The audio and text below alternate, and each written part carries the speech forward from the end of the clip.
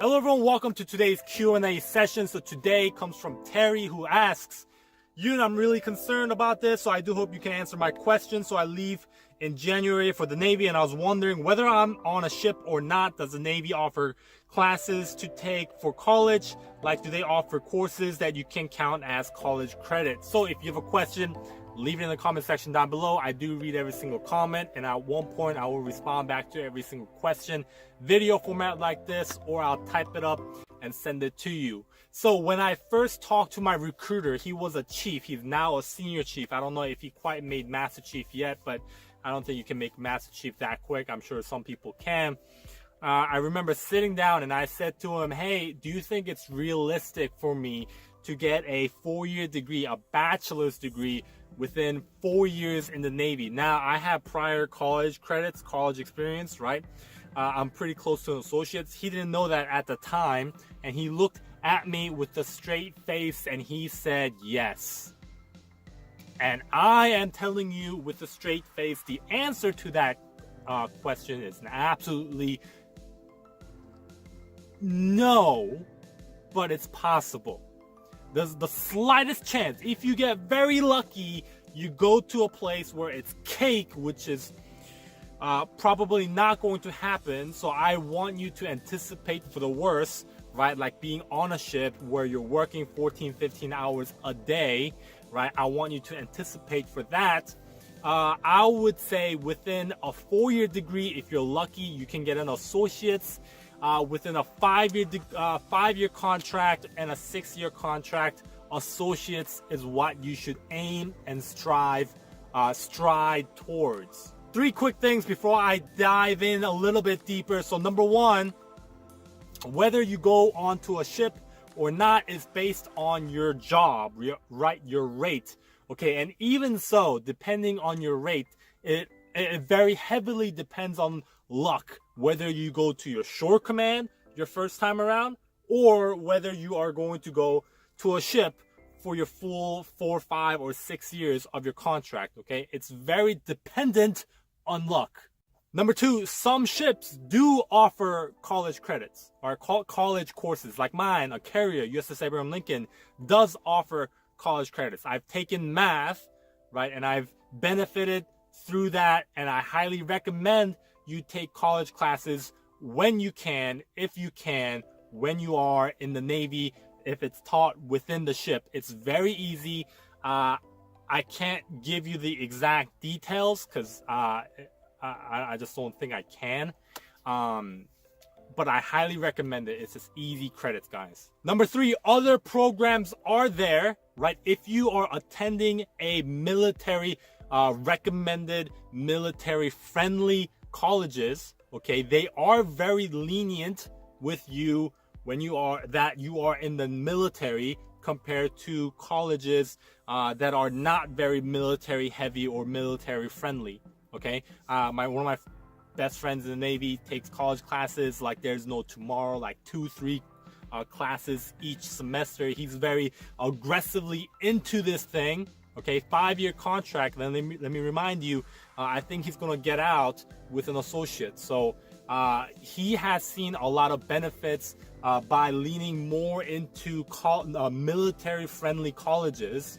Okay, now one of the things that are in the downside to that is if you're trying to transfer credits from a very military-friendly college to a university that's indifferent about the military, you're just not a person, you're just not a student to us. It doesn't really matter whether you're in the military or not. It doesn't really matter whether you're a veteran or not. Thank you for your service, but it doesn't really matter to us. You're trying to get something from us, you're just a student.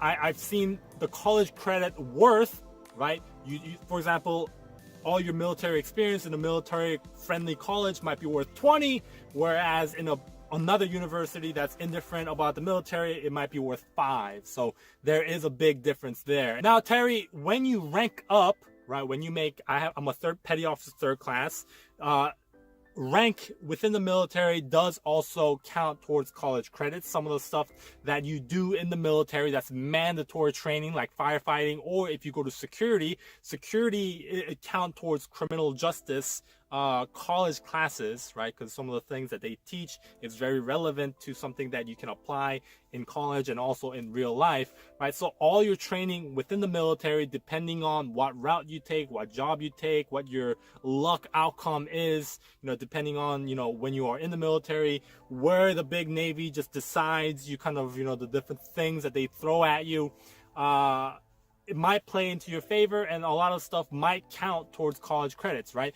But one of the things that I do really want to share with every single one of you, one of the most popular things that I hear a lot with people in the military is saying, hey, I'm going to get out, and when I get out, I'm going to do this. For example, I'm a logistics specialist, right? Logistics specialist is basically, to summarize it in my own words, get a material from point A, where it's being manufactured or being held, to the customer, which is in a point B, let's say, to an aircraft or whatever. I'm trying to do that as fast as possible. That's, to summarize it in a nutshell, in my own words, my job, right? And a lot of people say, oh, I'm a logistics specialist and it's all right, I don't mind it, so I think I'm just going to pursue a degree in logistics management, right? Which is perfectly fine, ideal, right? And when I start to talk to these people and I say, hey man, what's your passion? What do you like to do? And they say, oh, I like to farm, I like to travel, all that kind of stuff. And I say to them, why don't you pursue something in regards to farming? And one of the common answer is, well, I don't really, there's no money in farming. There's no money in farming, but you can, go to a good corporate job in this company with a logistics management degree. And I say to them, well, you hate being in the military, right? You hate taking orders from other people. So you decide, right, to pursue a logistics degree, which makes sense on paper, but in your own definition of happiness, when you told me farmer, it doesn't make sense to go into another military type structure where there's a chain of command and you're working for them because you're telling me you're going to get paid more, right?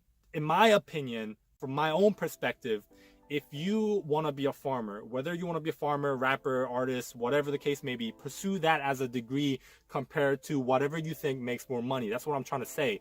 Because in the long run, and with the modern system, social media and everything, you can monetize and you can make money off anything, right? There's people on YouTube that make ASMR, which is basically like they make videos about sound, they like speaking very lightly and making weird noises, and it soothes people, and they make a lot of money, guys. Like, whether you want to be an artist, trying to be an artist, like a painter, for example, 5,000 years ago, very, very difficult to be rich as an artist, right?